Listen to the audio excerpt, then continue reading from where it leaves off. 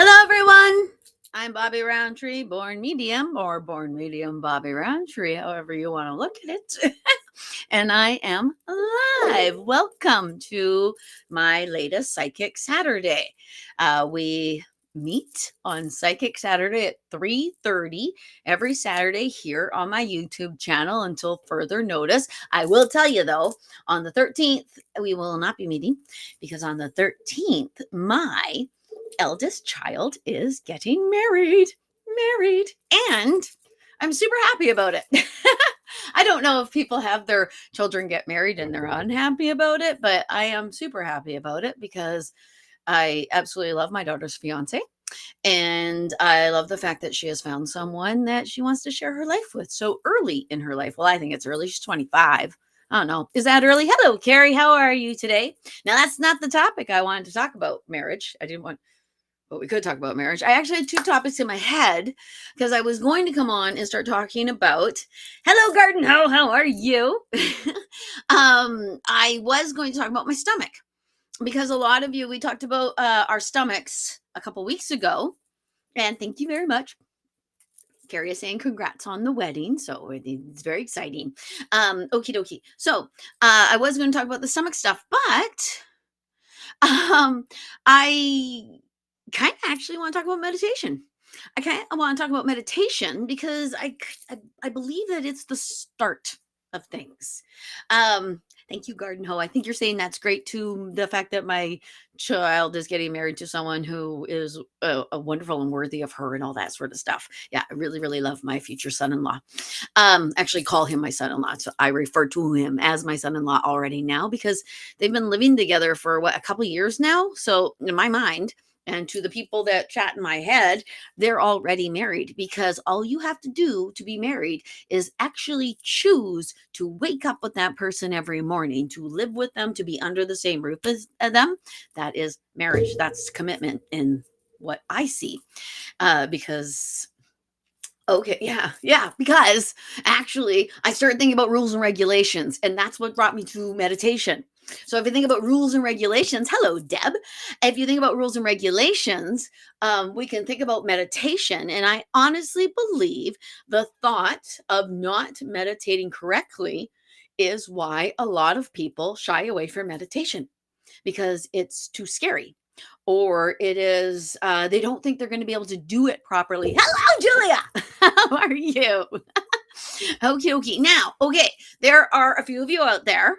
Let me know. Do you actually meditate or do you have trouble meditating because you don't think you're doing it correctly?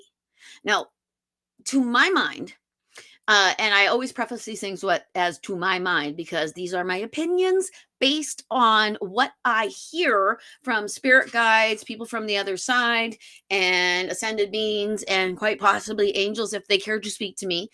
That meditation is as natural as sleeping. Meditation is as natural as blinking, that you can meditate. You don't know how to because we are taught that it's a lofty aspiration, that it's something that only certain types of human beings can do or have the time to do or things like that.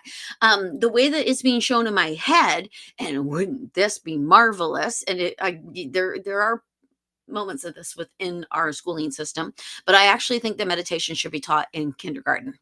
I think that it should start there. There are a few schools that will teach mindfulness. My son was taught mindfulness. I believe that started in grade 4. And his teacher would strum the guitar and let all the kids you can close your eyes and just listen. And he would teach them to be mindful. And boy, oh boy, I know he did it. I know he did it for the kids because this was a really good teacher. But I also believe in some ways he kind of did it for himself. And that is not in a selfish way. It would be if he can get those kids to be mindful, to calm down, to center themselves, he's going to be able to get more information into their little brains. He's going to actually be able to get them to behave better because they're centered, because they're grounded, because they have what's the word? Participated in mindfulness. Okie dokie. I'm going to the group. Okie dokie. Now that's a very, very, very good point, Deb. I have troubles shutting down the noise of the day. Huge. That's why most people can't get to sleep, because they're of the day. So how do you actually let go of your day? Yeah, they say problems solved.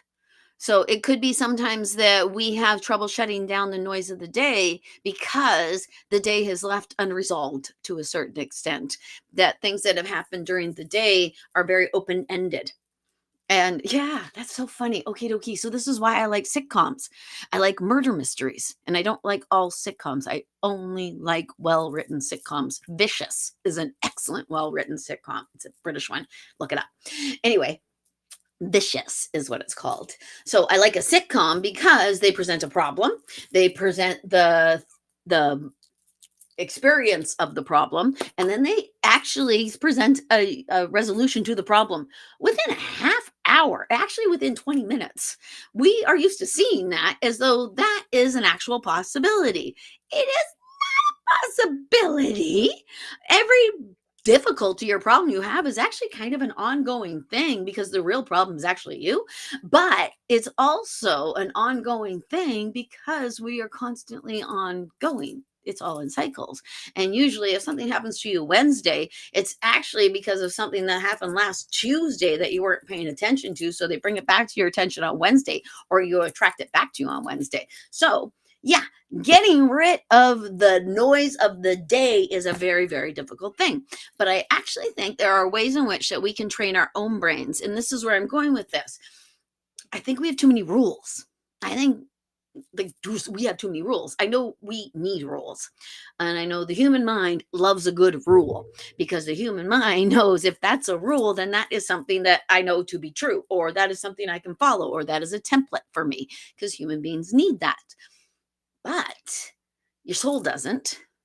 And when you, well, okay, yeah, okie dokie.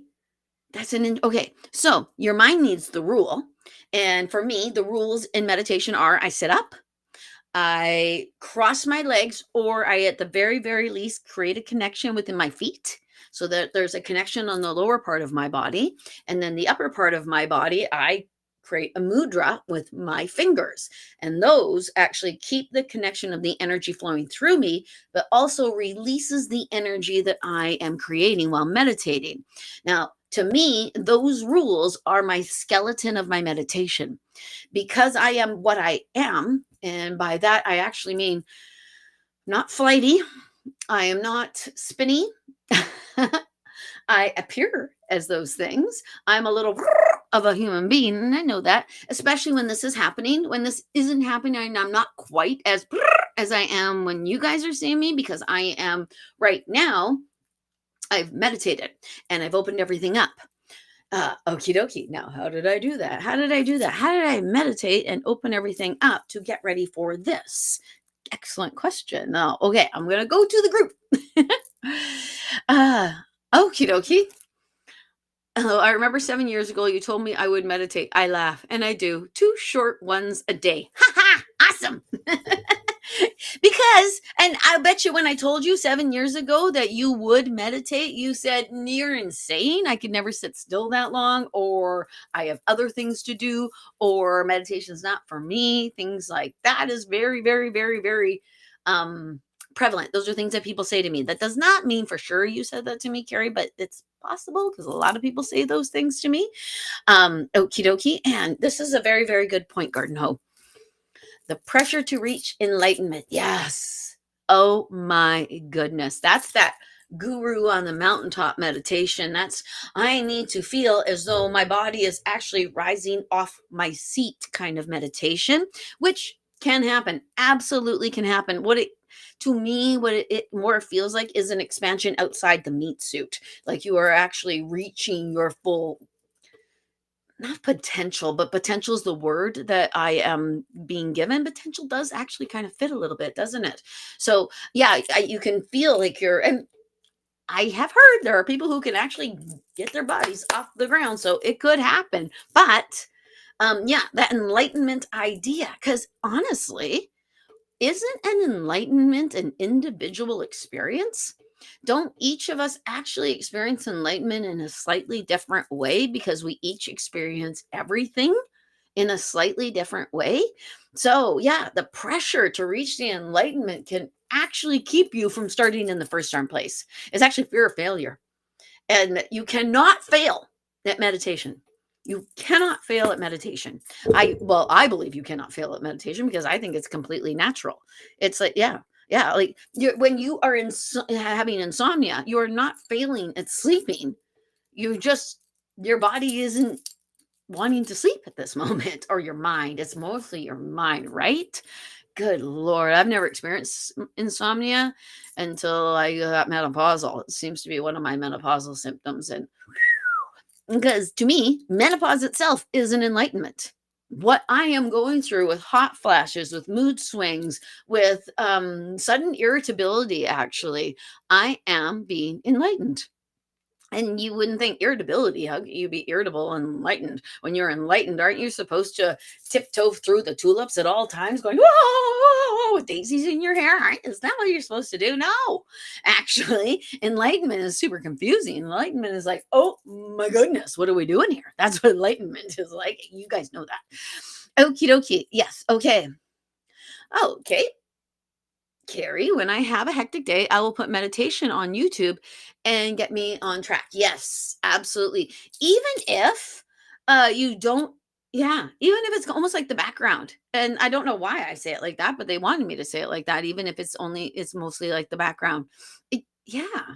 Well, because actually, if there is if I'm writing, because I write books, if I'm in the middle of writing and somebody else in my house starts watching TV and whatever is on the TV is something that I like, if I hear a lot of shooting or screaming, or I can very easily hear that a woman is being victimized in the program that's on the other TV over there, I'm having trouble writing because that's an ambient noise or an ambient feeling. It's supposed to get me to go, oh my God. And so it does in the back of my head. So yeah, I completely agree with you because you can go the opposite in that way.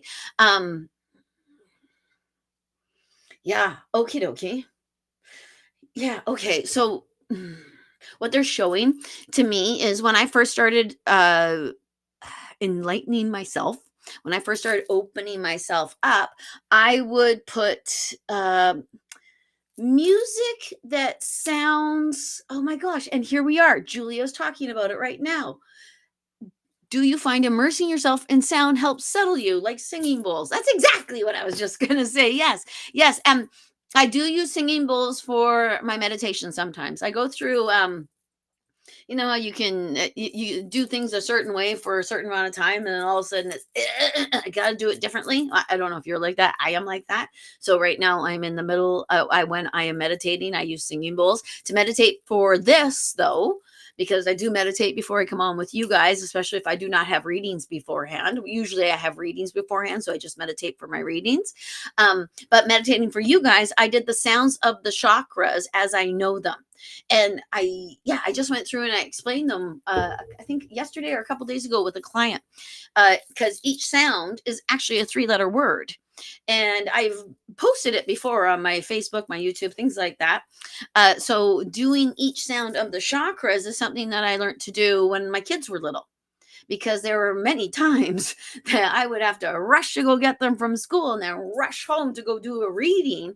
And in that time, I didn't have time to meditate. And I'm not going to do a reading for people unless I'm meditated, because I'm not the full me unless I meditated. And we'll get to that right after this. But what I would do was I would sit in my car and I would say to my kids, Mommy's got a lum vomit. That's what I say. Mommy's got a lum vomit, because lum is your root chakra sound. Lum, spelled Lam, lamb, lum. Your sacral chakra is bum, BAM, bum. So when I would say to my kids, I got a lum vomit, they would know that Mommy had to chant in the car on the way home, which it's not a full and proper meditation. I know that's a rule. I'm not supposed to be driving a car while I'm meditating for so many reasons. But actually, for me, I can hyper focus into a visual while I meditate and go and be able to actually meditate and be around people. I'm not talking. I'm not doing anything else. I center on something and I bring my mind to a point and I meditate. Anyway, so that's what I would do in the car. I would say lam, vam, ram, yam, hum, sham, om. I wouldn't say it that quickly. I would lum until I felt, okay, that's open. Bum, bum, bum, bum. How do I know it's open? I just do. It's just natural. And it's natural in you too. That if you find that you're in lum a really, really long time, you're like, when am I getting to my bum? It could be that your lum is taking a little bit longer because it's your root chakra. And that root chakra, man, that's your safety, your security, and your money chakra. Yeah, money. Everybody loves money. Do they? Do they love money? Hello, Nifty.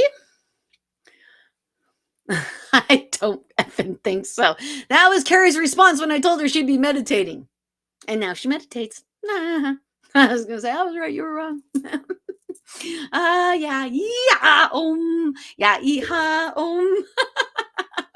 What am I doing wrong? Doesn't work. Well, first off, Om is the sound of your crown chakra. So you're starting at the top. And then yeehaw is maybe the sound of your cowboy spirit guide. Something like that. And okie dokie. So rules and things like that, there's that. But and this is not I'm actually going to take your comment down while I say this, Newfie, because lum vum rum shum lum vum rum yum hum shum om are Sanskrit words. They are part of an ancient language that pretty much predates the existence you know about. So there's a certain amount of respect. And I don't mean that like you're being disrespectful. I'm just saying that these sounds are actual things. These sounds actually mean something. Om means something. It's the last thing I say. And it connects. It connects to the highest of the highest of the highest. It connects to what you're reaching for. It really absolutely does. So, Newfie, don't start with Om. Start with Lum. Lum, lum, lum, vum, vum, vum. Okay, and then if you're interested, I will actually tell you how I remember those sounds or how I started to remember those sounds because I have to give myself little cheats to remember things. I think a lot of people do. I used to be a server, so that's how I learned to do that. Make little cheats in your brain, and that's the easiest way to your brain will recall things. And your brain will recall what it has seen. So the more you put into it, the more it will be able to recall, even if you don't know that you can recall that. I hope that makes sense. I really do hope that makes sense. Okie dokie. I do guided sleep meditations each night by Michael Seeley on YouTube. Many to choose from. Okie dokie. I have not seen Michael Seeley. I actually do a very, very similar thing. I do guided meditations with Jason Stevenson. And only I do Jason Stevenson because he's the one that comes up. Isn't that the way it is? The algorithm chooses what I'm going to do, but I'm going to look up Michael Seeley. I also, though, really actually love to use Louise Hayes. Louise Hay, if you don't know who Louise Hay is, you might be very, very new to spirituality, or you might be young. Because I think I'm not quite sure when Louise Hay died. Somebody's got to know the year that she died. It was not that long ago. Okay. Yeah, I'm not taking any more notes from Ace Ventura Pet Detective. No, don't take any meditation notes possibly from the movie, but the star of the movie actually take tons of meditation notes from that guy because Jim Carrey is an enlightened being now. Jim Carrey, if you ever see him in an interview, wow, he wears his enlightenment on his chest. Does he not? Have you seen him lately? And things he says to interviewers and things like that, how he professes that, he understands what's going on and he actually says it. And by that, understands what's going on. Isn't that perspective? That's perspective. Okie dokie. Now, your personal meditation. Why would you meditate? Why would you decide to take a certain amount of time every day and possibly in the morning and in the evening to sit? Not on your phone, Fudge-a-magoola, man. People are meditating on their phones, aren't they? People sit and stare at their phones for long, long periods of time. That people actually zone in and go into a black hole of despair into your phones. Holy Hannah, that might be the opposite of meditation. That actually might be that's the scrambling of the whole society of human beings. Okie dokie. Louise Hay died in 2017. Thank you very much, Julia. Thank you, thank you, thank you. I knew it wasn't too long ago. Yeah, 2017. Wow. You think she knew the pandemic was coming? She was like, I'm out of here. Wow, she was 90 at the time. Wow. And I would put it to you that Louise Hay passed away at the age of 90 because she chose to. I believe that. I believe that because I'm not obsessed with her, but I find her inspiring. I find Louise Hay incredibly inspiring. Now we actually have a psychic question. Can you believe it? Hello, Ron and Shirley. Any messages for me, Bobbi? My sister passed last year, and it's my mom's 13th anniversary of her passing on Monday, September 1st. Oh, my heart still hurts, missing them immensely.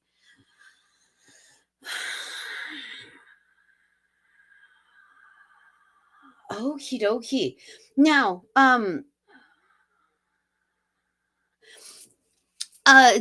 not sure if you have something planned to commemorate the loss for yourself. I kind of think you may have something planned, but I'm not entirely sure. What I am actually seeing is you by water, but it reminds me so much of when people go to water to spread ashes. And this seems to be a little more orientated towards your sister and the loss of your sister. I'm seeing the two women together. They are really showing not a division, but a difference between the two of them. And that difference could be due to one has been on the other side much, much longer than the other, or they might be trying to show me something visually that you would know is the difference. I don't know if your sister had a husband when she left, but she is a little bit concerned about that husband. And I don't know if you've been talking to them because I'm actually, that's what I'm seeing. So, yeah, you might actually be able to offer a loving perspective, something where you feel empowered, where you feel empowered by your ability to help another person to understand what the afterlife could be being like. And that's actually the way the sentence came out of my, it was in my, because I can, and I think you know this, but as the information comes in through my head, it can actually come out my mouth in that simultaneous sort of feeling. So, because usually what I will say to people when it comes to this sort of idea of an anniversary of someone's passing, I get told by those on the other side that they would much rather you celebrated the anniversary of their arrival here, which would be a birthday. But in this, she's showing it to me like it's July 6th. July, okay, wow, my ears, wow. July 6th is the anniversary of my father's passing, and I used to do a ritual every year. I actually used to make my way to Kamloops where he died. His body wasn't there. There's nothing of his body. My dad became a cadaver. But that pilgrimage gave me some sort of solace. It made me feel active within my grief. Interesting. It did make me feel active within my grief. So I actually think that is and I think this is your mother that is saying this to you, because your mother is the louder. Your mother, I think, has been there a bit, or it's either that or your mother went over with Faith because she looks, yeah, it so reminds me of that. When I was in grade 1, I got chosen to play Susie Snowflake, and I think I was chosen because I was the smallest person in the class, and I was lowered with wires, and here comes Susie Snowflake. I was a big snowflake, and that's what your mother looks like, but it's not a snowflake. It's like like a snowflake can be. And yeah, so I don't know if your mom's been over there a long time and she's super rested and ascended, or if your mom was actually kind of special. It's quite possible. Quite possible. But there's something that it's either you have it in your head, you want to go do something, they want to be part of that ritual with you. And pay attention, because I actually saw birds go by, which they may use birds because birds are used by the dead like crazy. There's some sort of, I think it's the flying thing. I don't know. But it could be that is also a symbol of signs, because birds are a sign. We celebrate mom with orchids on my husband's birthday. Oh, her husband passed. Oh, that's what she's talking about then. Oh, it's a whole good thing. Okie dokie. How interesting with huh. Yeah. And her husband passed before that. The might be him talking to you guys about that. Huh. See, this is why this is why feedback is ever so helpful. But at the same time, I don't need it, because the message isn't for me. And everything that I said, that if it worked for you, okie dokie. I'm not quite sure. I hit on garden hoe. Okie dokie.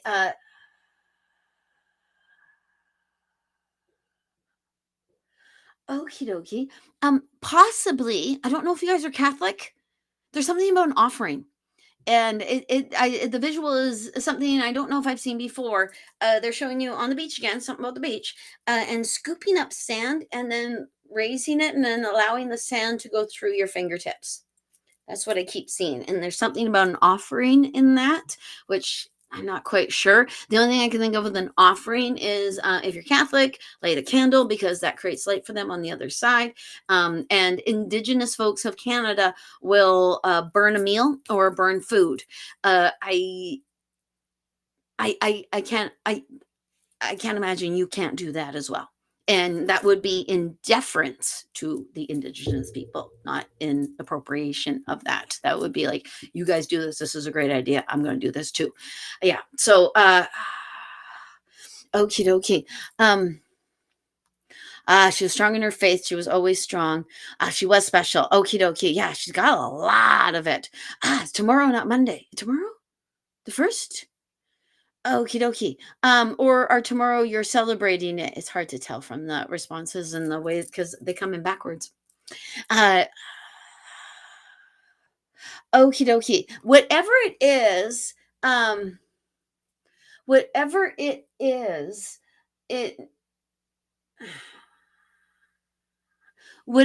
that you do, your sister needs to be included as well. And it needs to become like a big family thing rather than a grief thing as well. It's a celebration. And they want to feel your envy. Because you know what I mean by that, the envy of the dead. Because, they don't have to eat. They have no mortgages. They're just at a party. Yeah. Okie dokie. All right, I'm going to go back because I skipped over some things to chat with you guys a little bit about that. It's actually the anniversary of her passing today. Is it actually the anniversary of her passing? Because it wouldn't, yeah. Because, okay, so to be able to link with someone, I actually believe that I need to link with somebody who's living, who is connected to the dead person. I fully believe that. So Louise Hay, I actually have a living human being connection. I met a man. I used to go on these Zooms where I would do psychic readings, or we'd discuss spirituality, or we were discussing death. We were discussing death because that's a real big topic for me. And I met this gentleman who used to be on these Zooms over and over again. He used to talk about his friend Louise over and over again. Oh, my friend Louise died. Louise. One of his best friends was this woman named Louise. And then one day he started talking about Louise's giant Buddha. Yeah, like giant Buddha. Like a Buddha's the size of like 3 people. And I thought, okay, how many Louises in the world would have a Buddha that big? So I just flat out asked him, and lo and behold, hold. I had to tell him how important she was to us. I had to tell him what Louise Hay did for me when I was opening up, because Louise Hay was just starting everything, or she was at the full swing of everything. I think Heal Your Body, Heal Your Mind. Is that it? Is it Heal Your Body, Heal Your Mind? Yeah, that's so wild and crazy. So who knows? Maybe Louise Hay is here. Maybe she'll ask her some questions. Okie dokie. We celebrate mom with orchids. Okay. Okay, now, Deb, just wondering if perhaps my son in law is coming through with any messages. Okie dokie. Let me ask. Okay, immediately, I'm just going to go with this because immediately when I closed my eyes, I saw something. I saw a dog. And it could very well be that your son-in-law is trying to let you guys know that he has the dog, or that he has a companion, because he reaches down and he pets the dog's head.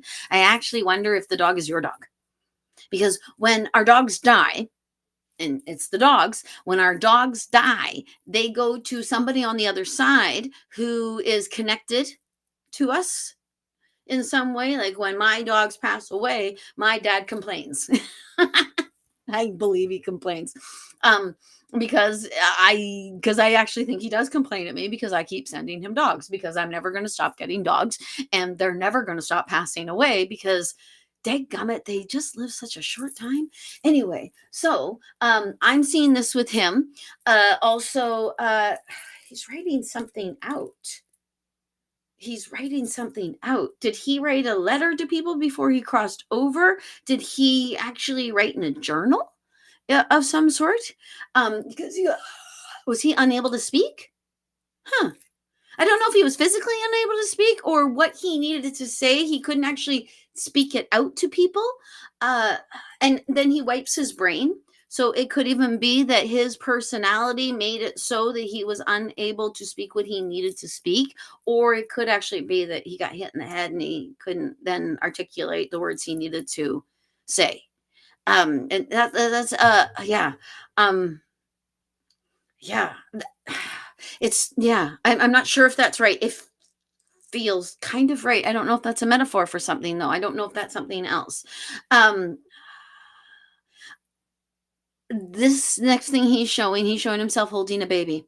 I don't know if it means that it's his baby, or that, and he's showing I'm still the daddy, or if somebody in the family is pregnant, or somebody in his DNA family, and by his DNA family it'd be his biological family, might be pregnant, because holding a baby, it means usually when I see a person holding a baby, they're trying to tell me that somebody in the family is going to have a baby, and the baby is still in vitro, because I always see family on the other side holding our babies before our babies come on out of our biological parts.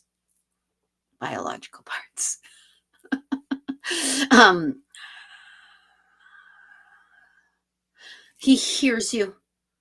I guess I'm assuming you're talking into him, or he's hearing things. He is showing his ears getting big, and then he makes it look like if he's up high, it's like a speaker. He can hear everything. He can yeah, he can hear everything more than he can see everything yet. Okie dokie. I don't know what was going on with his feet. I don't know if there was anything going on with his feet. But he's wiggling his toes, and he's cupping his feet, like when you squeeze your toes and you kind of arch your foot a little bit, he's doing that. So I'm not quite sure why, but I have to tell you all the little things, because hopefully they'll be decipherable to you. Okie dokie. Okie dokie. Did my mom go camping with my daughter? Was your caps lock on? she was worried she may see undesirable energies. Okie dokie. Oh, it's not even just that, actually. I actually think that you sent your daughter camping with a great big ray around her, like because I'm seeing big guns around her, not just your mom, and that's nothing to take anything away from your mom, but there are powers that are much higher than us, and even us as dead folks, because there is a little bit of hierarchy on the other side, and it's according to age or beingness, I guess. I'm not sure, but it's us, we're the lowest, and then dead us is higher than that. And then after that is everybody else, spirit guides, angels, such as that. And this looks like you asked for the highest I actually think you asked the angels to watch over your daughter. I think you did. Or you said to your mom, "Mom, do what you need to do in order to make sure that our little girl is safe in some way, shape, or form, because she's good." And please, if she's still on that trip, try to manifest her having the greatest time.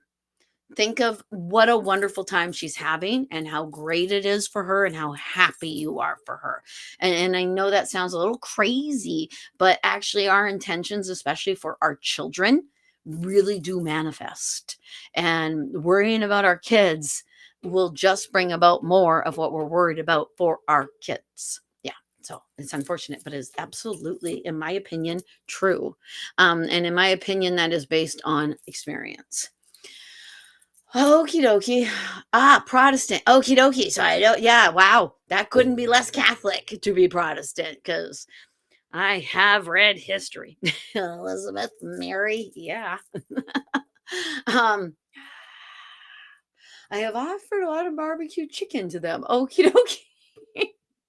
Like, do you actually offer to the dead your barbecue chicken? That's what I wanna know, and yeah, but that makes sense, yeah, you just yeah, and yeah, I don't even know if you're talking about the offering to the dead, the burning of the food, yeah, clarification. Okie dokie. Now, okay, brats, love them dearly. September 1st is her day of passing. Yeah, that's the one I have in my head, is the Monday. That's the one I have in my head. You're so, yeah, you're so welcome. Okie dokie. Julia.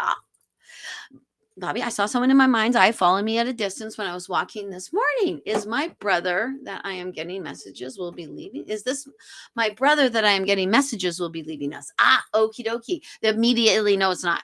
It's actually someone else walking with you. I think it's somebody, someone, something. Yeah, it's kind of like footprints, but it's not that guy. You know, the yeah, I want to actually just say higher self. I do. And I want to say that HIPAA, the HIPAA thing, the HIP. That's what, and because what I see out of my mind's eye, like right to the side, is someone, for some reason, they're like in a brown color. And I'm not sure why the brown color. It might be that you really like brown. It might even be that it's copper or something like that.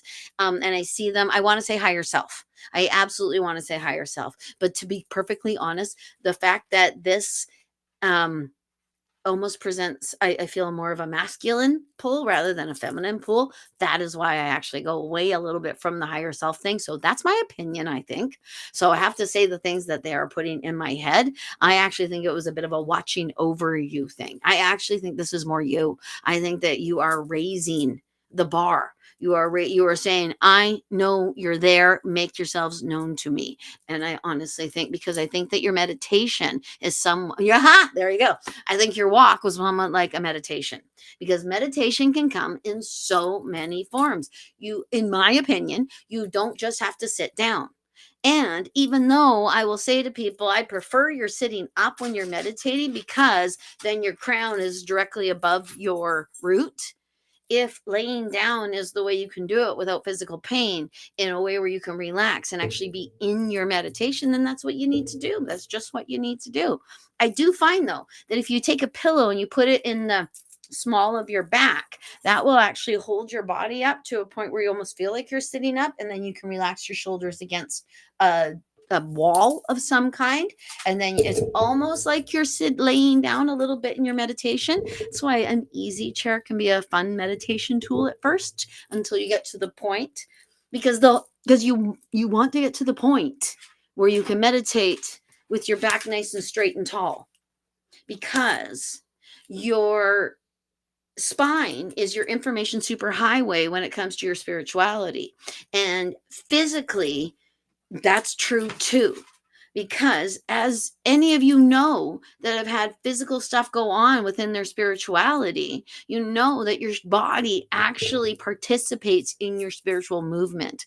So if you start to strengthen your muscles and things all around your spine, then your sit up meditation will be stronger.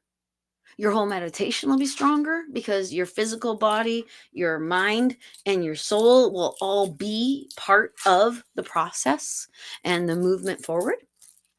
Also bugging me in the shower. Yes, the shower. I get so many messages in the shower, and I honestly believe it has so much to do. Yes, I sent seraphim. Oh, you sent seraphim. Oh, Carrie, goodness gracious, seraphim. They were the heaviest, dutiest of them all. That is like you're sending in the really, really big guns. Seraphim. Yeah. Okie dokie. Thank you. Biological parts. Yes, biological parts. Anyway, yes, being bugged in the shower. I get bugged in the shower, especially by the dead love to come into the shower. I think it's because I'm alone, and I think it's the water. I seriously see water as a major conductor of our spiritual growth. And I actually listened to a video not too long ago, because I listen to a lot of spiritual videos on YouTube, and they were talking about those who are spiritually drawn to water or salt water being certain people or certain types of people. I don't know if that's true. I don't. I know that that's my experience, so I know that's my experience. Anybody else? Julia, obviously, if you're getting talked to in the shower, yes. So there's got to be. Yeah. Does anyone else have heightened awareness in water? Because I will go sit in salt water in my tub in order to hear things clearly. Because when I know I'm getting information, because I get sore, I actually get physically sore. I can feel it piling up inside of me. You get that unnecessary feeling. I see Carrie burns chicken a lot on the barbecue, so this is why she's deciding she's burning it for her family. Maybe maybe they like chicken, and maybe you're not burning it. Maybe they are burning your chicken. Maybe you're taking your tension away so the chicken can burn. Yeah, no. Yes, your own security guard, Julia. Yes, because yeah, well, they're kind of like security guards, but okay. Yeah, it's almost like your entourage. It is your entourage, for goodness sakes, because the entourage actually acts as the buffer between the celebrity and the public. So your entourage, meaning your spirit guides, act as the buffer between you and the people all around you, because every person here is having a spiritual experience. Every person here is trying to figure out why they're here. So, wow. Okie dokie. Okay, I want to know about this one too. Okie dokie. Chai spiced. Is that right? Bobbi, I need to make a decision. Stay here, move to Ontario, move to Nelson, or take a job in Slovakia. Wow. What a difference. Ontario, Nelson, or Slovakia. Those are three incredibly different places. Am I wrong, anyone? Holy cow. Okie dokie. You need to make a decision. I'm actually even seeing it like this, like this, like this, like this. Oh, is one of them home? I heard home. I heard home immediately, and I'm actually hearing the song "Home." My thoughts escape me. Home. Well, my thoughts home. That one. I keep hearing that, and okay. So they're showing you sniffing. So to me, if I see someone sniffing, they're trying to tell me that you are actually being shown this through your clairvoyance. That and sometimes if it's sniffing, because and I go this by myself, by my own self. I became very, very, very congested at a point in my life, so much so that I was actually going to have an operation done on my sinus cavities, and then I started opening up my third eye, and it made all the difference in the world. So when I see you sniffing, it makes me think that they're showing you something through your clairvoyance through here, and you might not have opened that third eye, so you might be actually missing that message a little bit. Well, how do I open it? Well, you meditate. You've got to start with your root and move yourself up to here. You don't want to start here, because that's just that's that. You are a tree, and when you root, you get the roots of the tree. Your sacral chakra is part of getting into the trunk, and then your solar plexus chakra, and then right where your heart comes, it branches out, and that's your throat and your third eye and your crown and your ability to connect. So They tell me that you need to take the job and the one that feels the most comfortable for you. That when you look at where you are, you can actually see where you're going to go. That's the job. That's how they're putting it. I hope that makes sense. Because yeah, because to me that is slightly ambiguous, but I don't know that you would think that's ambiguous because you might go, "Oh my gosh, yeah, I know exactly which one they're meaning by that." And if that doesn't make sense, then say, "Ah, it doesn't make sense." Do it again, because I will. Okie dokie. Copper is Sandalphon, my angel I am working with. Oh, interesting. Wow. Okie dokie. Yeah. And I actually find copper. I'm drawn towards copper as right there, right here, right here. Because copper, we use copper so much when we have arthritis. That's why I drink out of this copper water bottle because I have a lot. I have osteoarthritis in my upper back for one. And so I use the copper to move the blood around. And the blood, in my opinion, is where the psychic information is. So that makes so much sense. The last few days have been higher frequency. Yeah. Anyone else notice this? Or is this an individual thing to Julia? Or have everyone else noticed that um, higher timeline? Okay, there we go. And Carrie's answering it right there. Julia Young's now Kuhn. We have a timeline jumping a few days ago, and I feel we were a higher timeline as a collective. Huh. Interesting. Higher timeline. Okay, and then when you say that, let's really get into all of it. I see 2012 because I believe that in 2012, well, actually, no, I know that in 2012 they marked a difference in the DNA of the new people that were being born. I think that is so cool because I believe our DNA is actually our psychic signature. Our DNA is that line that we are connected to. And that's it. Our psychic energy is just like anything else you look at in genetics in your family. Everybody's slightly different, but everyone's got a little piece of it. Um, yeah, yeah. Like I was looking at a photograph of my cousin's new baby, and I looked at that little guy and I said, "Oh my gosh, he's a Rowntree," because that's the last name that my cousin and I share. So I could so see our family in that little guy, like so much. I can see our family in that little guy. And to me, yeah, the physical is the first thing we notice. And then the physical is the thing that gets you into it. It's the envelope. And then when you open up the envelope, you can actually see the inside and the well, we're not going to open up the baby and see the inside, but you know what I mean. You know what I mean. Yeah, our personalities, things like that. So I think our psychic signatures are very, very, very similar, or come to us in a similar kind of way. I don't know if that means that if I'm clairvoyant, my sister's clairvoyant, my cousin's clairvoyant. I don't know if it means that actually, but I do know that it means that if I'm receiving information a certain way, I can say this to my sister. I'm receiving this like this, and she can go, "Oh, is that why we feel like that?" Because it can be very, very, very similar. That's why we have to normalize this. We have to start actually talking to each other like we know we're psychics, because we are. We all are. And just imagine how frustrating it is to die and then find out, "Oh my gosh, I what now? I could have actually done this, this, and this, and this because I actually had this extra thing that everyone told me wasn't there. And if I thought it was there, that meant I was stupid or full of fantastical stuff, or possibly even an idiot." Like, ah. Anyway, so that is actually what I think normal. That is what I think probably the larger part of the populace thinks of people like myself. It is. It's what I think people think of me, honestly, because people have said it. It always blows my mind. But yeah, okay. Okie dokie. Atter is a recording medium. It has memory. Oh, okie dokie. Okay, water. Water is a recording medium. That makes me more sense. That makes way more sense. Water has a memory. Huh. Interesting. Oh, I'm going to look further into that. Okie dokie. No, none are clear. None are clear. Okay, good. Thank you very much, Chai Spiced. Yes, thank you.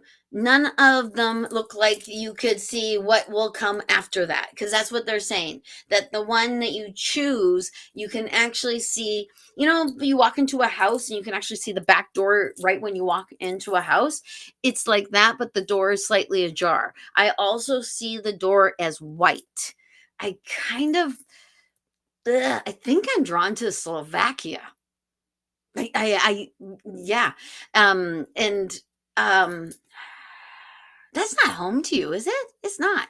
I don't I'm not sure if one of them was home to you or not because I can't hear you. So but yeah, golly sakes, is Slovakia home? And to be perfectly honest, my human mind gets engaged in there thinking, "Oh, you just told them to move to the farthest away place. You just told them the hardest thing to do." That's where my mind went. And my because I can hear something, and then my human mind or my thinking mind or my mind can go, "Well, that doesn't make sense, Bobby." Or something like that because I want to be right so bad, and that actually causes a problem. That's why I always tell people I got to go with the first thing I heard, because otherwise you might get Bobby information. And I kind of hear Slovakia, honestly. Does that make sense to you? Please let me know.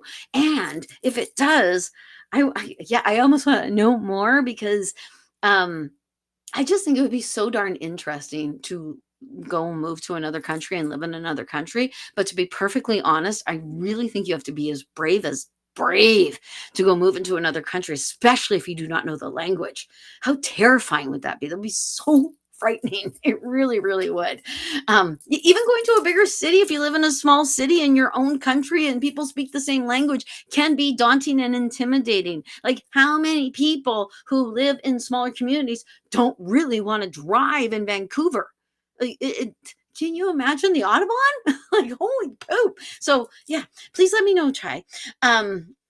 Ontario is home. Interesting. Slovakia is not home. And okay, sorry. Then I kind of wonder if it's ancestral, to be perfectly honest, because I kind of, yeah. Um, okay, look at Dr. Emoto or Luke Montagnier, that guy. Water experiments. Okie dokie, everybody. I'm gonna look at that.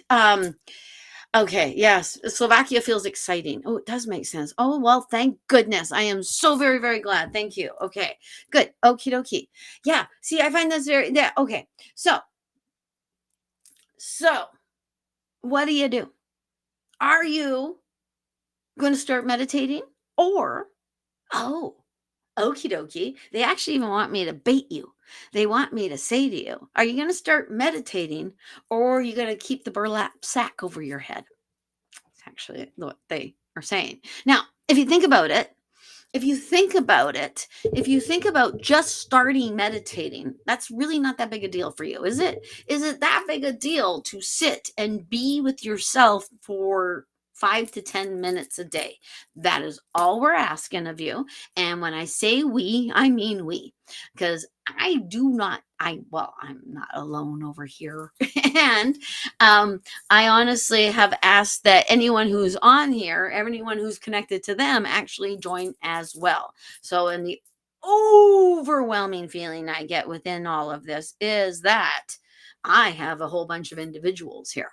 And each and every one of them is on this call for a certain reason. And it is because they know there's something more extraordinary about themselves. So don't take my word for it. Look into you. Okay, now different, yes, monkey mind. That's a great one. Monkey mind is a very, very, very, very common, and this is the word I'm getting. Please excuse me. I'm so sorry, Chai Spice, but I'm actually going to say this. Excuse, because that's the word I get. The monkey mind, and it's not an excuse. It's not an excuse at all. But look at this. I don't know if you've noticed, but I have a lot of trouble staying on one topic. I have almost an impossible time sitting still.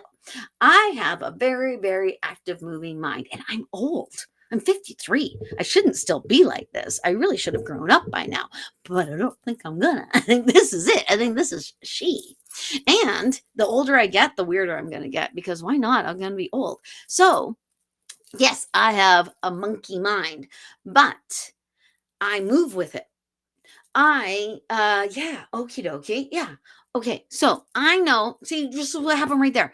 just what happened right there. I get interrupted in my own mind by the people who can speak in my mind. So even in my meditations, I get shown stuff.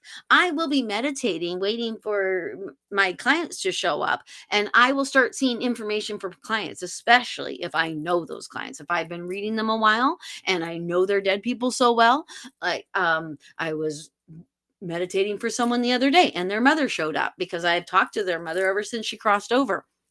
So she knew what was going on. She actually probably is the one who made the appointment. Her daughter is the one who physically made the appointment, but she probably said, "Hey, we need to talk." Things like that. So these things will happen in the middle of my meditations. And I have to practice. You know that idea. People will say, you put the thoughts in a bubble, you allow it to flow away. You acknowledge the thought, you let the thought go away. Yeah, I can do that. But what I have found is if that thought comes to me, it might pertain to the chakra I'm in right now.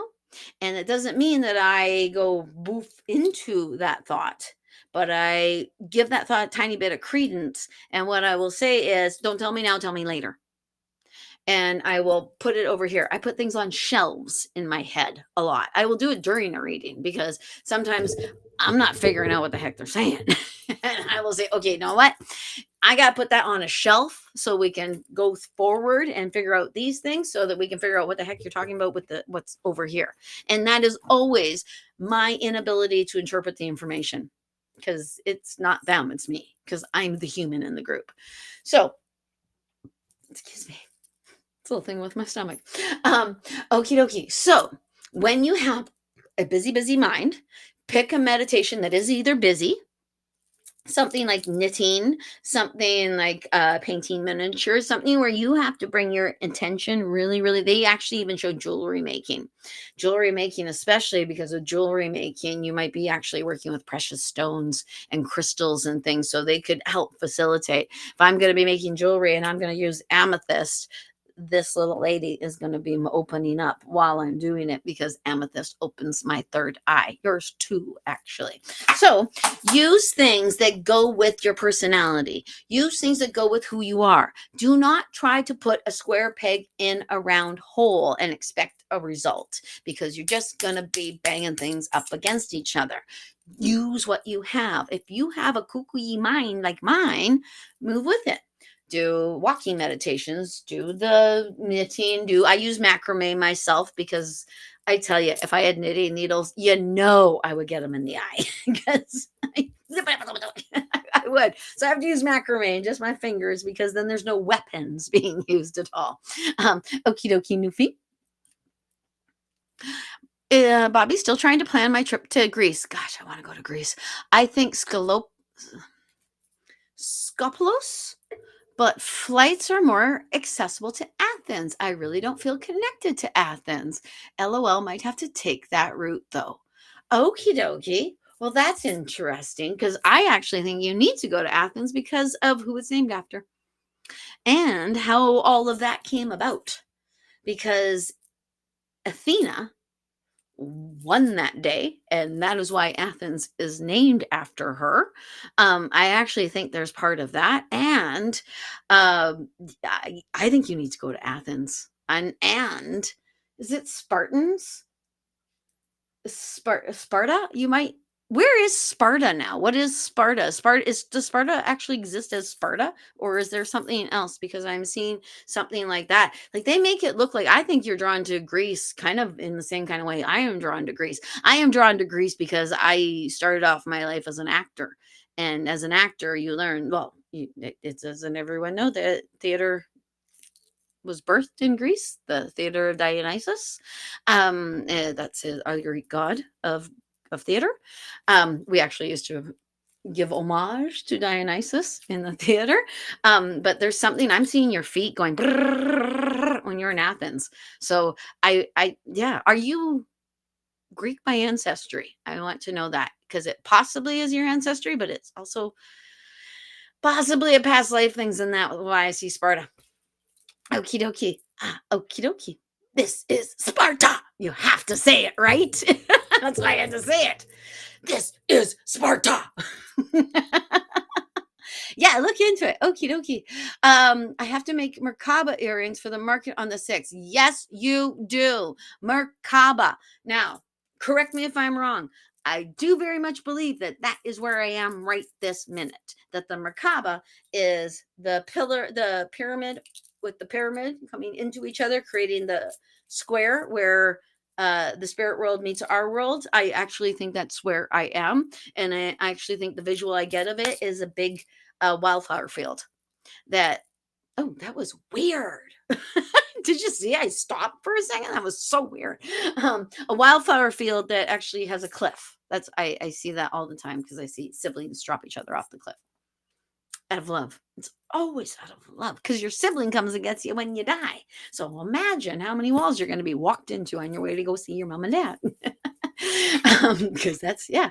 You have Merkaba earrings. Meditation and mountain biking equals focus or die.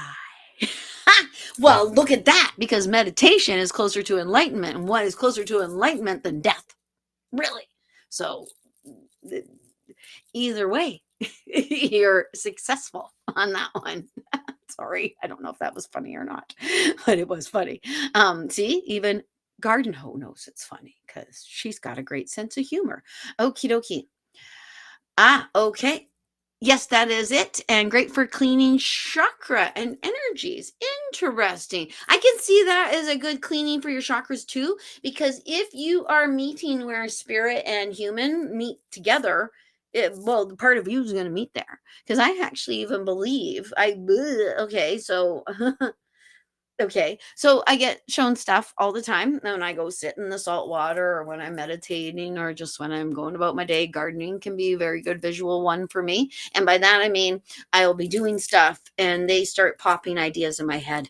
They do it all the time. They do it to you too. You just think it's your thoughts racing. It's actually them talking to you. That's why you can get stuck with the same thought over and over and over and over again. That's something you have not dealt with. Anywho, so, yeah. Okay. So, oh, I'm on a totally different thing now. Okay, okay. Yeah, okay, because your higher self is actually watching you do everything at all times.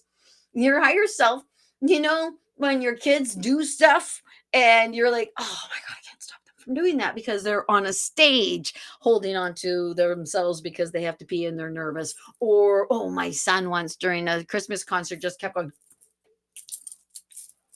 It was so funny, but there was nothing I could do to stop it. I just had to watch it. That's what your higher self is like when they're watching you do stuff. They're like, oh my God, how embarrassing. Oh my Lord. That same sort of feeling. So I actually think that if you're going to be clearing your chakras in the macabre, I know I'm saying it incorrectly, or bad energies, the other you meets in there with you and helps you out in that sort of way. And it really, really, really, really looks like a parent-child relationship in my head right now. Like a really good parent-child relationship. But think about it that way. Think about, okay, because it is very much a parent-child relationship. Right now, your higher self is like, I gave you this, I gave you this, I told you this, and you still keep putting your finger in that socket. What is going on?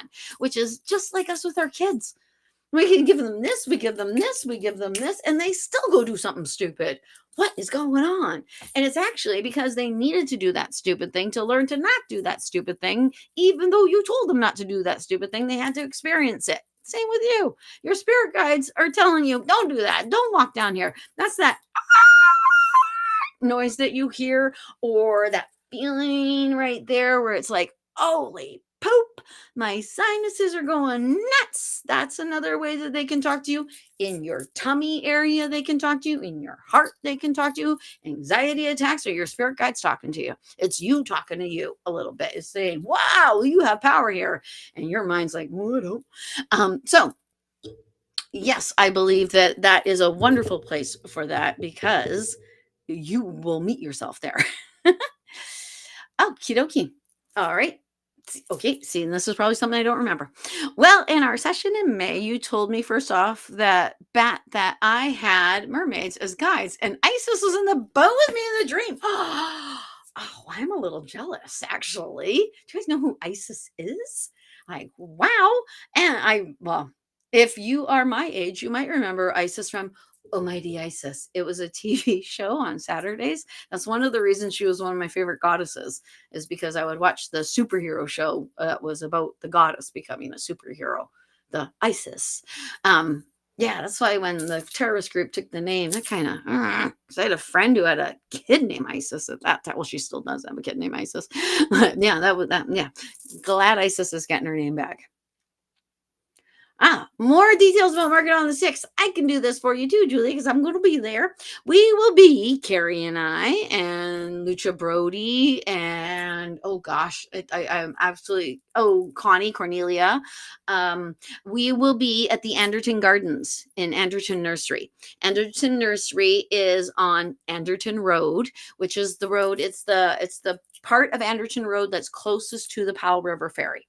So, yeah, I'm not sure that you could walk on the Powell River Ferry and walk up to Anderton Nursery. Well, you could if you have feet, but it's a little bit of a ways. But it's good exercise. People don't walk enough, maybe. So that's where we'll be. We'll be in the gardens, the Anderton Gardens at Anderton Nursery. They're in the back. They're amazing. The owner of Anderton Nursery actually rents the gardens to a group that have their own plots. They take care of all the gardens. The rose garden there is so magical. There's dead people everywhere. It's awesome. And she rents it to them for $1 a year. $1 a year is what the owner of Anderton Nursery charges those people, because she's a good human being and she's not out there to make as much money as she possibly can on as many people as she possibly can. That's not her gig. So this is something she does, and I love it. I absolutely love it. She also has like a blind bear with 3 legs or something that they feed from the compost. It's awesome. Okie dokie. See, Carrie talked about it. Yes, freedom of oneself, but they have bastardized that name. Any group that hurts people to assert themselves is just bastardizing anything. They're bastardizing humankind. So I agree. I smell a road trip. I smell one too. Yes, yes, I smell a road trip, and yes, the energy is fabulous. Well, we did our it was like a whirlwind doing the Anderton Nursery Fair, and I will be there on Saturday the 6th, which means I won't be here next Saturday. I will be at Anderton Nursery. So, I would say I could try to do the live from there, but that'll be depending on how many people show up, because the last time I did the fair at Anderton Nursery at the beginning of July, I didn't even get my table set up. I was, as I usually am, not as on time as I would like, because that's a trouble for me. um, yeah, and it's a trouble.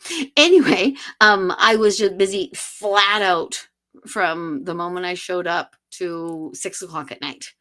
So I might be able to do a live, but I might not. I cannot guarantee it, and I cannot guarantee the internet link. So yeah, there'll be 2 Saturdays in a row. So maybe we should do something about that. If you guys want me to do Psychic Sunday a couple days or something like that, let me know.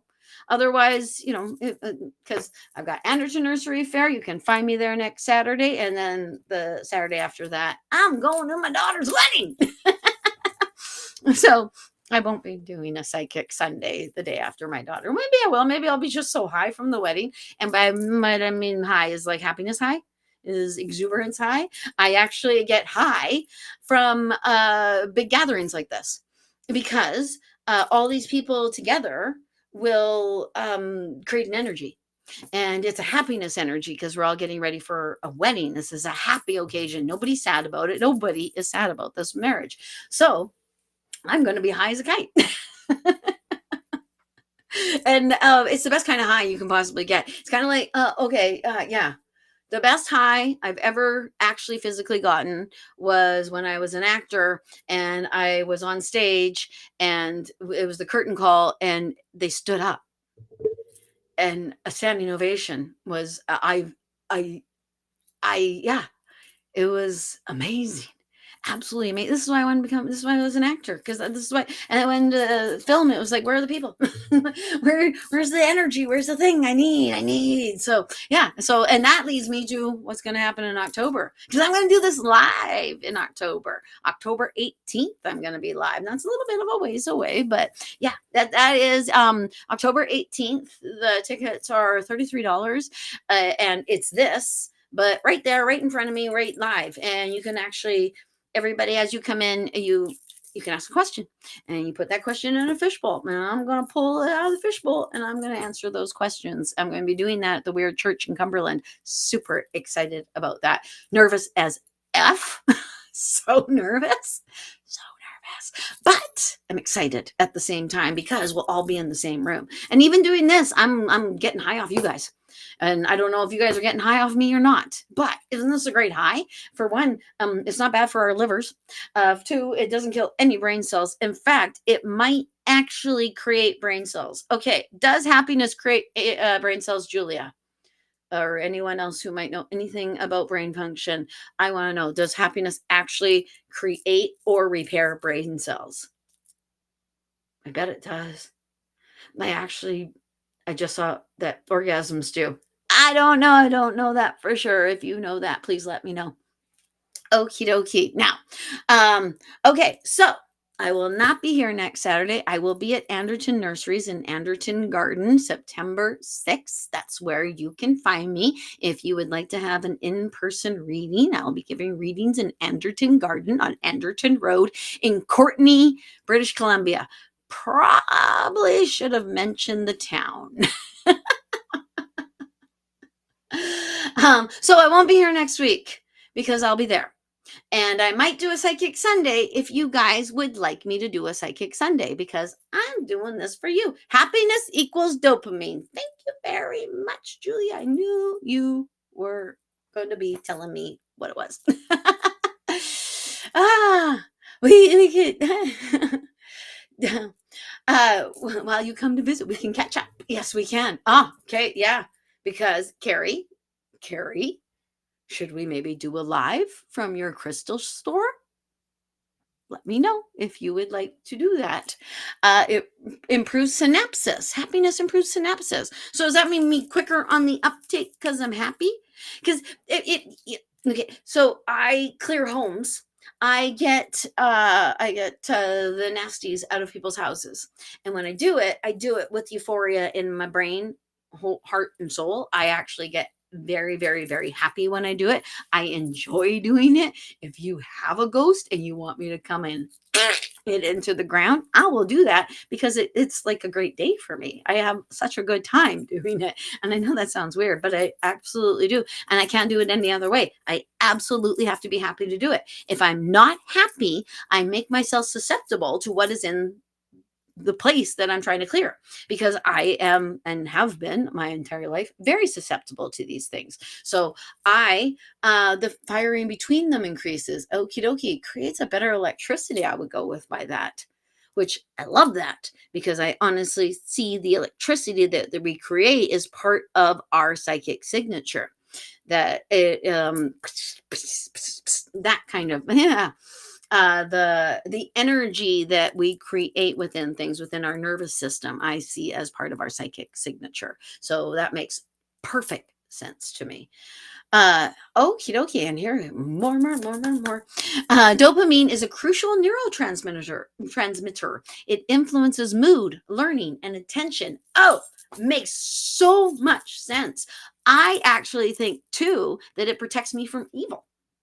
I honestly, that's why I stay happy when I when I clear houses, is because I know if I let myself get down in the dumps, then they can use me in some sort of way, because that's what they do. It's not like, well, extreme cases like the TV show Poltergeist or stuff like that, because you can find these on History Channel and actual documented times when spirits cause trouble for people. Mostly those things I've never seen firsthand. So mostly what I actually see them doing is affecting our moods, affecting how we feel about ourselves, and quite often, especially affecting the males in the household. And I don't know if it's because men are more easily affected, or that men don't regulate themselves in the same way because we don't teach them to. We teach women to constantly be regulating themselves. We teach men to suck it up, doo. We do that to men. So that makes them more vulnerable, in my opinion. I really do. I think we have to be better to our boys, in my opinion. So I go in a happiness state, because what they'll do is not entirely fear they would come at me with. They'll come at me with insecurity. They'll come at me with any sort of thing. I don't, yeah, I think they could, well, they can't get in my head in the same kind of way that rested souls can get into my head, but they can start to try to push a feeling at me, and that would make me feel vulnerable, make me feel like I can't do what I'm doing, make me feel a certain kind of way, because it all negative feelings aren't always anger. And in fact, anger, I don't know, is the most negative feeling, because at least with anger, you are in some kind of way giving yourself a slight power. With the self-victimization of sorrow, depression, things like that, I think that might be a little bit more of a dangerous negative feeling that they're giving you. And I believe they do that to people. I honestly believe they can incite you to become addicted to things. I think that they can incite you to drink more or take other things, because if you do, then you're like their play toy. And I know, because I was their play toy in my 20s. I would drink, and then I would go out at night alone, looking for dead people to talk to in the streets. Yeah, I did. And thank God I'm alive. Thank God there was like an angel or two going, "Oh my God, she's out again." Somebody put something around her, because there she is again, just talking away. Yeah, that's what I did. And yeah, I could have it was a 444. Thank you, Garden Hoe. Um, you're getting yourself a Ghostbuster gun. Okay, so Supernatural. Does anybody watch that show? And the only thing I believe they got slightly right is that, but totally did it in the, like, in our human violence need way, the shooting of the salt guns they had. They would have salt packs that they would shoot at the ghosts, and that's how they'd get rid of them, with salt. That's exactly what I use. I use salt. I do not throw it at them, though. I use the salt to absorb the bad energy that is the thing. I actually even have a basket of salt out there right now, because I just cleared a house on Monday. Because the salt stays outside until I get told the salt is clear enough to come back into the house. Because I use the same salt bags each time I go clear a house. I just clean and clear them in their own special way that I clean and clear things. I used to watch that show. Yeah, Supernatural. That's the one thing. It's the one thing that they would get somewhat right, was the salt part of things. Because I don't know. I've never met a vampire. I've never met a werewolf. Never. Yeah. So they went a little fantasy. So they had to. But that is an actual thing that I use as well, which is salt. It breaks up the energy fields. There's also something about the salt. It clears things. Yeah. And immediately my brain goes to Lot's wife, but that is such a different reference to salt. You guys know Lot's wife? She looked back at Sodom and Gomorrah and turned to a pillar of salt, because she didn't trust the angels when the angel said, "Don't look back." And she went, "I can't help it." She looked back and she turned to a pillar of salt. Was Lot's wife bad? I mean, after that, Lot laid with his daughters. So let's just go right there, and that the story isn't the story we're going to use. um, okay. I love Dean and Supernatural too. I have borrowed the salt advice. Yes. Excellent. Yes. And if your salts, like if you have a salt lamp or just a bowl of salt, if it starts turning to water, you have activity in your house. I will even tell people, if I get told to go into a house, and a very large percentage of the time when I go to clear a house, I find mostly a male who is like me. They have a mediumship about them. They can connect with the dead. And it's usually because they're male that they don't pay attention to that. So that makes them the cannon fodder for ghosts. These sorts of fellers have always lived in haunted houses, or 98, like a good percentage, they've had activity in their houses and they don't know why. They might even think, oh, everybody has that. No, no, no, it's you. And if I have told them, put a bowl of salt underneath your bed. I even had one gentleman who was holding the piece of salt that I left with the family, and it was turning to water in his hand as they were calling me to say, you got to come back. Yeah, that was Cumberland. Yeah, Cumberland and Comox. I get called to Comox more than Cumberland. Can you believe that? Um, yeah, and yeah, Dean. I mean, come on. Okay, good. Yeah, those guys were very easy on the eyes, Carrie. Yes, they absolutely were. Okie dokie. Now, if you think about minerals for your body, all salts, it's an energy conductor or transmitter, I would say. Yeah, I agree. I absolutely agree. And I think that's why it is so incredibly important for doctors to actually know about nutrition and things like that, or for a doctor to work with nutritional scientists or something. I don't think we know even enough about the way our bodies react to certain foods, or I don't think those foods would even exist or people would drink them. I can't even imagine what a Coca-Cola does to your body. If we knew, would we keep drinking Coca-Cola? Would we ignore it? Probably, because we can feel what they do to our body. Hello, Steve the Baker. How are you? Joining late from Ontario.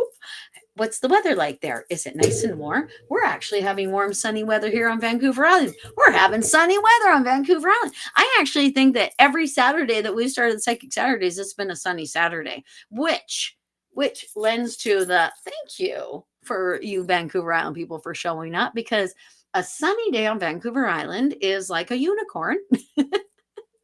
You never know when you're going to see one again. So you got to strike while the iron's hot. You know, like when you see a unicorn, you immediately run to the unicorn and get on top of it, right? No, you don't.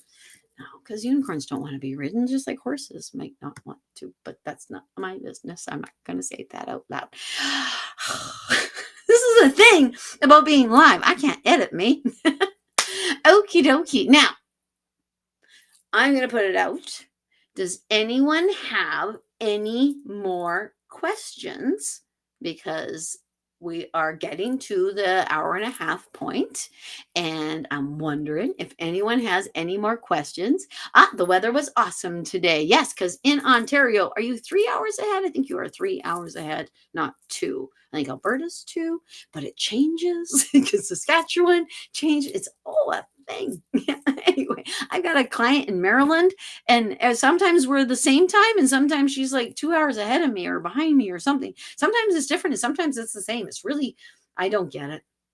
I do not get it, but I find it fascinating. I find time fascinating. I read a woman from New Zealand a few days ago. I think it was Monday or something like that. And she was telling me that she was going to be coming to Canada on the 7th of September.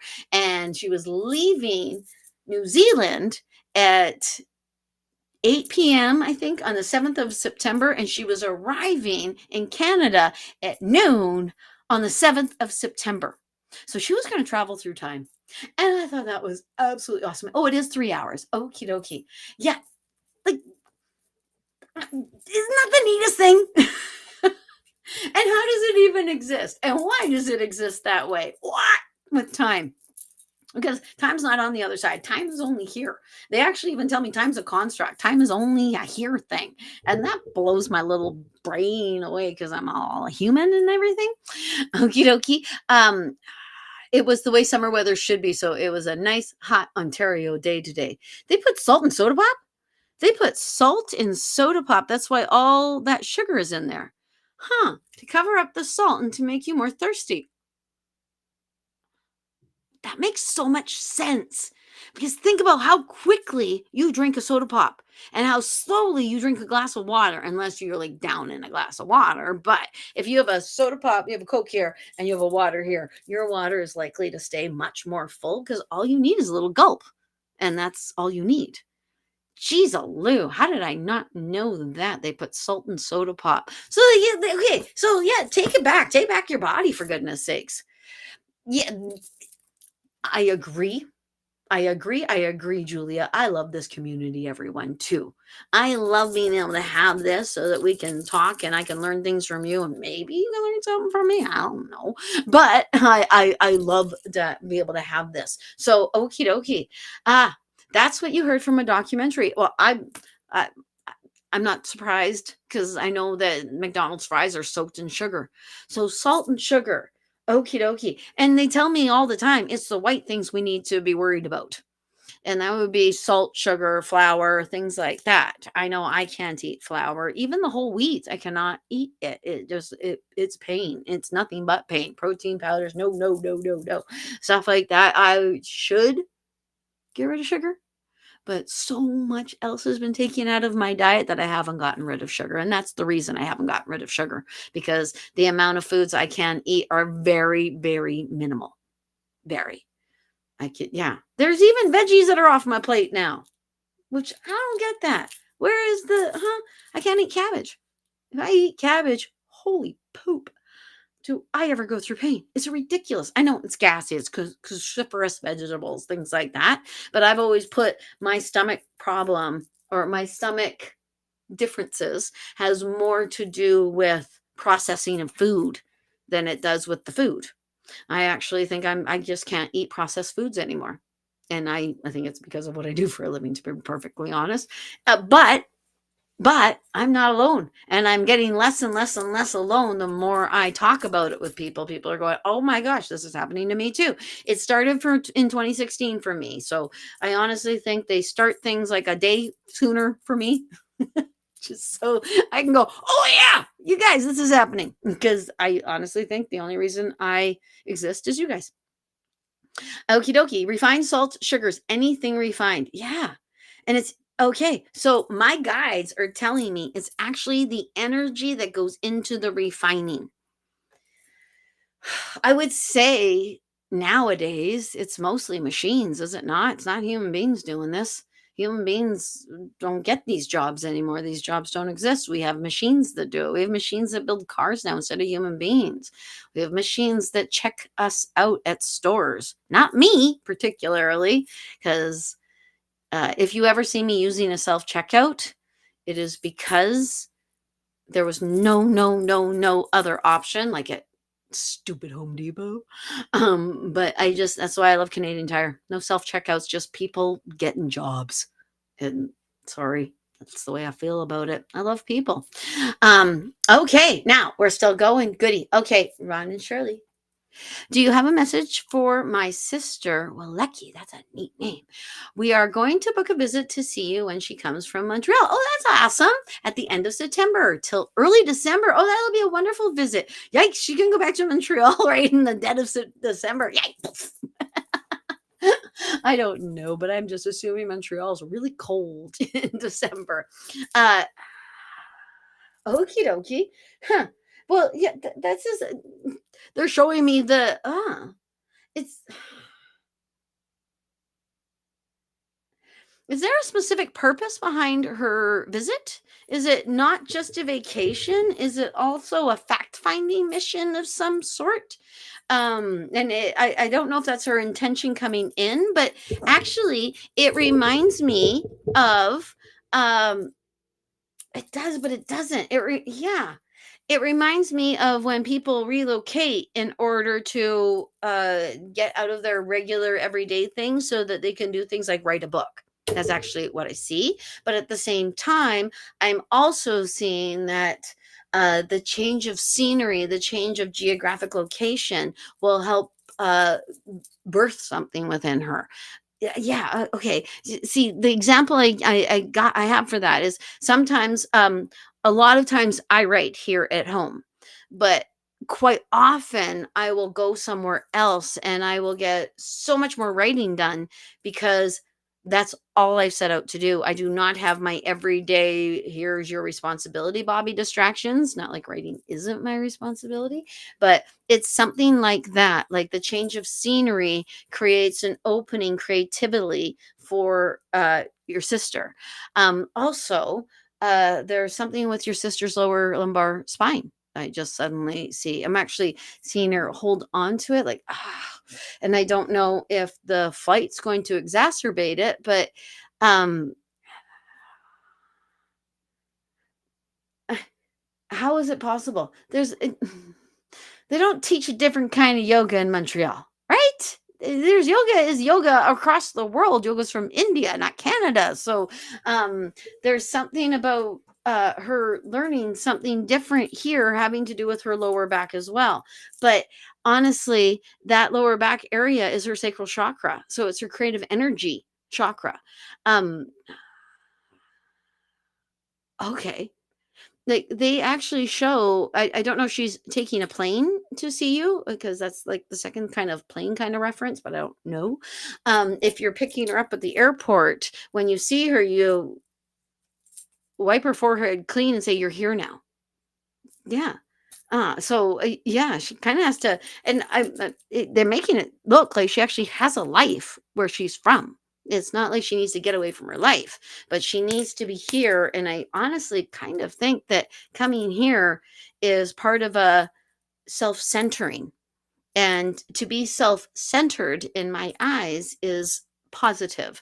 It is, self-learning, it is growing, it is giving yourself what you need. To be selfish is to deny things to other people, and just give to you. Self-centered is very, very different. And they show this as being very self-centering. And yeah. And it could be that the creativity that I'm seeing writing because of you guys and because I am a writer. That could be why I'm seeing it that way. That because they might be just using an example of creativity, but it also might be writing as well. Okay, I hope that helps. Um, Okie dokie. Oh, that's an excellent question. Here's my question. Can you ever see me making it back to the island? Only because you want to. And I'm supposed to say, do you want to? Or do you think you want to?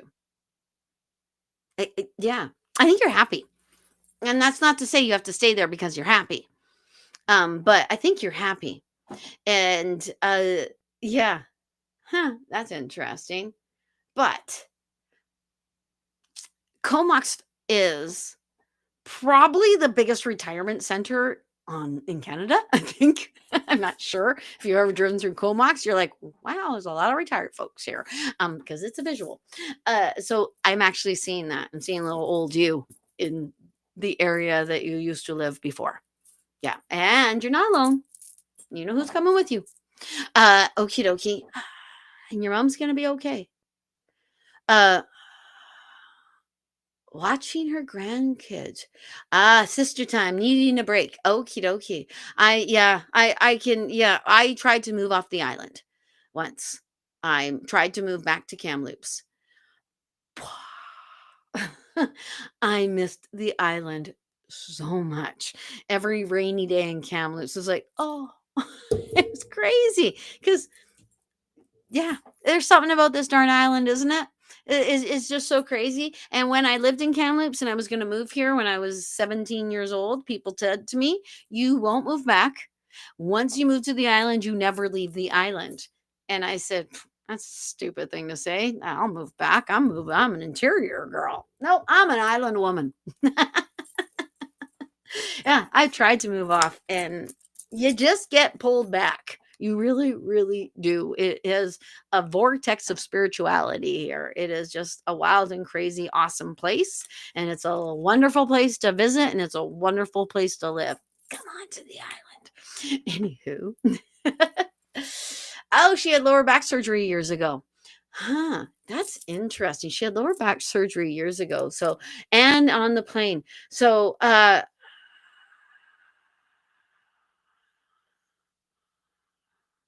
yeah, it is though somehow linked to her sacral chakra.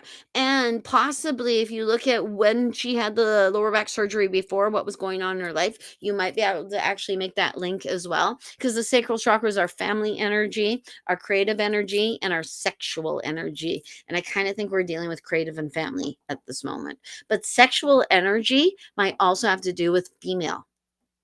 And the uber on females to be the matriarch, to be the nurturer of the family, to be the one in control, to be the uber everything, because it's, yeah. The expectation on a grandmother and the expectation on a grandfather are vastly different. And yeah, well, for some of us, we want to meet that expectation and we don't want anything else, because yeah. Okie dokie. Uh, you regret leaving the island sometimes. I can totally and absolutely imagine that. But um, I honestly hear that you're happier where you are. And I am Facebook friends with you, and I do see your smile, and it reaches all the way up to your eyeballs and past into your forehead. So, and just because you don't live there right now, you're not dying on Thursday. You'll get back there. Obviously. That's what I just said. Yep. Oh, this is a very good question. Oh, thank you, Garden Hoe. Yeah. You know what? When I meet you in person, I'm gonna call you Hoe. Sorry. I'm a chakra hoe. As I tell people all the time, I'm a whore for the chakras, and I'm a bit of a whore for my garden too. Gosh, I love my garden. Okie dokie. She's very selfish, always gives to everyone, never puts herself first. I am so glad she's coming to stay with you guys. Yeah. Yeah. She might have a hard time adjusting. She really might. Okie dokie. Here's a question. Will my son harness his spiritual gifts? The immediate answer was, of course, he will. And they show me the age of 23. That might mean that he will be 23 when that happens. But actually, I believe when I see the 23, there's a pinnacle age with boys. And it is a time when we can actually lose our boys a lot. It starts at around 16. And then it heightens at 18, and then at 23 it actually comes to its full true fruition. And I have noticed this. It goes with the hormones. It goes with because I actually think that puberty is the first enlightenment. It's the where you come out of your childhood, where you know everything, and you really do know so much more when you're a child, and you get into puberty, and it because you are going to have to do this as an adult now. So this whole new thing happens within you. I actually think it happens again in menopause, and I'm not entirely sure what the marker is in men. I'm not entirely sure, but I know there is one, because it's not like women are the only ones who become enlightened, because this one with boys is a very, very strong one. And the way that we raise and treat our boys is what I believe contributes to them harming themselves after this. This idea that suck it up, buttercup.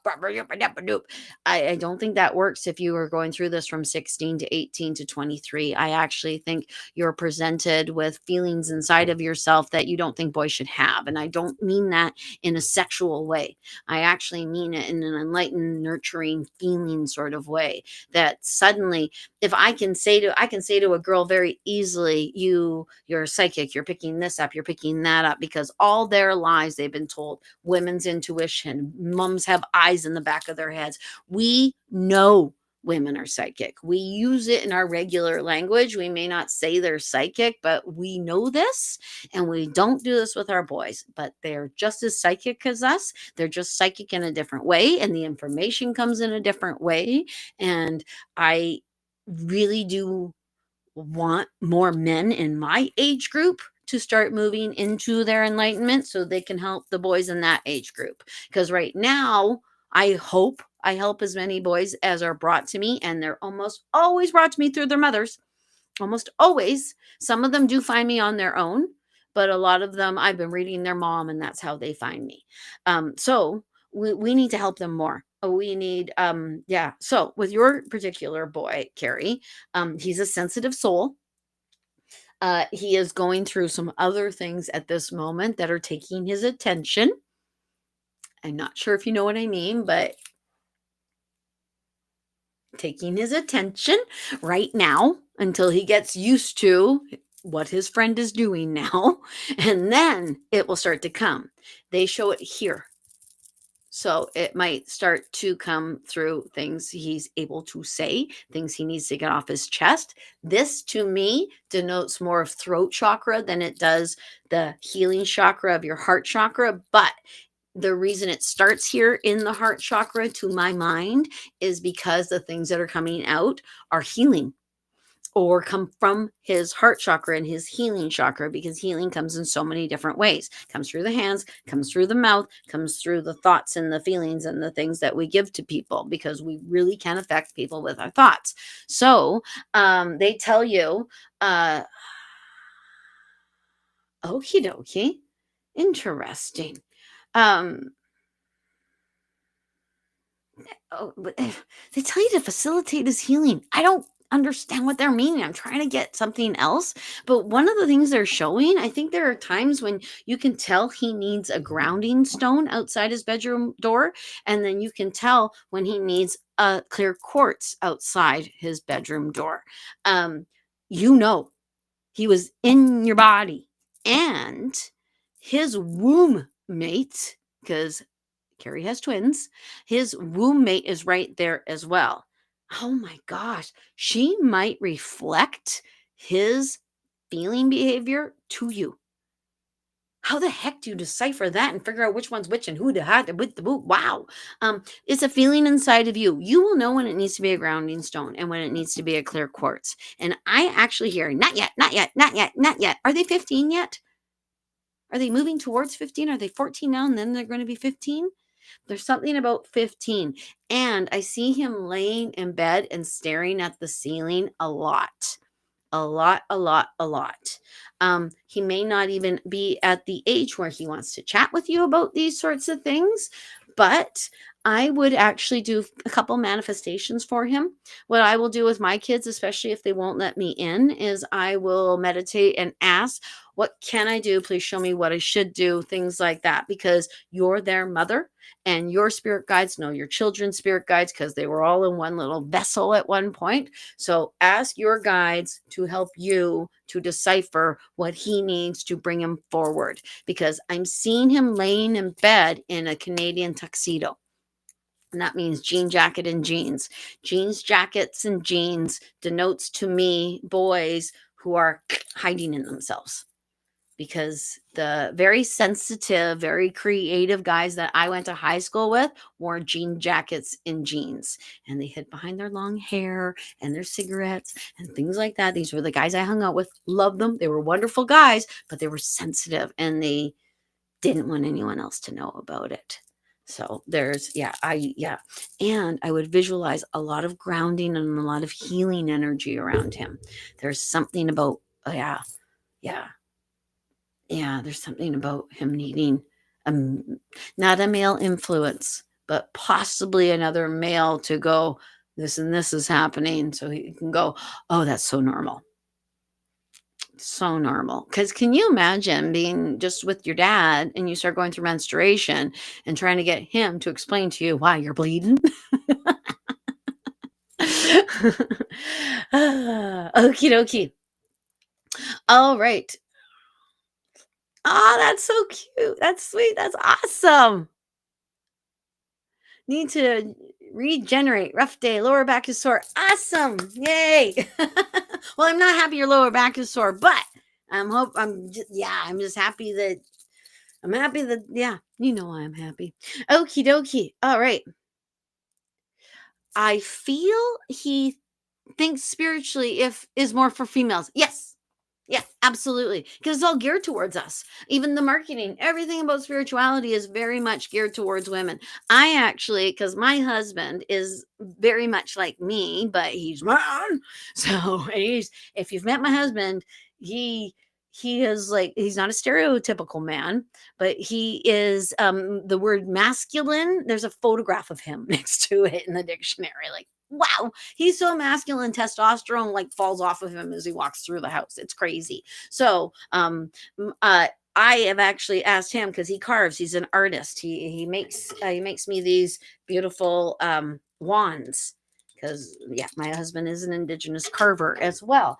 I have said to him, I want him to be sitting in the front after people come for readings, especially young men come for readings, and he can just sit there and carve by a fire, and they can come sit next to him, and they can maybe grunt if they want to grunt, or they can actually talk if they want to talk, or they can sit in complete and absolute silence, which is kind of something men like to do, and just be male and be spiritual and just know that needs to happen. We really, really, really, really need that for our young men, because we're all getting more psychic, and this is rubbing up in a bigger way. And the men in our age group don't know what the bloody heck is going on either, because they've been programmed to believe that they're not psychic, that it's women's intuition, not men's. No one says men's intuition, do they?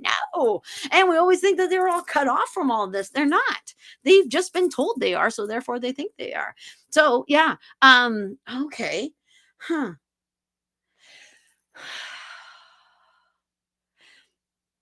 My brain tells me to tell you to show him more masculine spiritual leaders.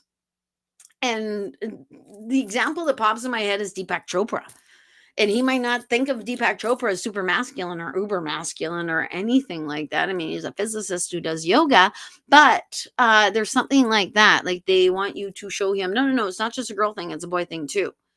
And honestly, what your mom says is, you'd think he'd know by now. Like, how many visits in your dreams do you need? That's what I hear. So yeah, I'm hoping that's going to be, yeah. Good night, going to have a fire. See, that's what a man does. Thank you, Steve. That's awesome. Yes. Okie dokie. Now, it's like juggling. I think between Jade and I, we can get him on the go. Yes. Okay. And, I was about to volunteer myself, but they kind of cut that off a little bit. So it might not be that I volunteer myself. It might be that this idea that I have with my husband, actually just being out there and available for people to just go sit near, because I know so many wonderful. Yeah. Oh, I don't know that Raven is going to be part of the September 6th fair, but her husband, Jeff, is probably one of the most spiritually connected and amazing men. This is an ex-military man. He's a man, but he is so connected to his. So I don't know if he's going to be there on September 6th. If he is, I would say bring your son. But who your son is supposed to meet is who he's supposed to meet. You don't have to worry, fret, or anything, but set your intentions for him. Ask them to ground him, and then ask them to show him that he is just as wackadoo as you. That's actually what I heard. Okie dokie.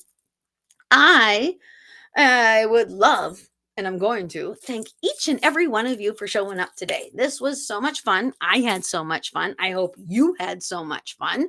I unfortunately won't be here next Saturday, but if you want, I will do another one if you would like. But the next 2 Saturdays, I will be at Anderton Garden next Saturday, and I will be at a wedding the Saturday after that. Yeah, you can message me here, because you can message me here on this video. You can message in the comments. You can message me on Instagram, Facebook. You can message me on Instagram and YouTube. That's what I'm going with at the moment. Instagram and YouTube. Yes, I'm on Facebook, but it's just not the same. Anywho, thank you so, so very much for everyone who came. Thank you so, so very much for everyone who participated. And thank you so, so very much for just being you. I mean that, because we need more of us. We need more people just getting together to have a wonderful time and to discuss how to be even better human beings than they were before they came on, because that's the reason we're here. We're here to get better and to be better. Now, if you want to read about psychic energy or want to read about psychic people, please feel free to buy my book, Samantha's Folly, available on Amazon or available here at my home.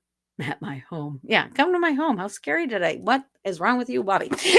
Anyway, Samantha's Folly is available on Amazon if you would like to read it. It is a story about psychic energy. The second one, Lisa's Temptation.